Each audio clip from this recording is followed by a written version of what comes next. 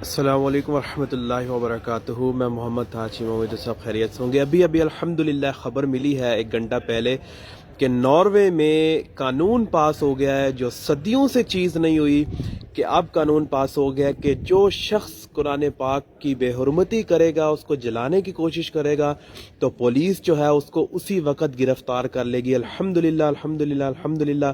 یہ لنک جو ہے میں آپ سے بھی شیئر کر دیتا ہوں، یہ نیوز کا، یہ ناروے کی جو پولیس ہے اور گورنمنٹ ہے، اس نے یہ باقاعدہ آفیشیل اناؤنسمنٹ کر دیا ہے۔ اللہ سبحانہ و تعالیٰ اس مرد مجاہد کو، جس کی وجہ سے یہ چیز آج ہوئی، اس کو سلامت رکھے اور اس کو اپنے مشن میں سرخرور کرے، آمین۔ اور جو ہماری اپنی کاوشیں ہیں، مسلمانوں کی کاوشیں ہیں، اللہ تعالیٰ ان کو بھی جو ہے ان کے کاموں میں آسانیاں پیدا فرمائے۔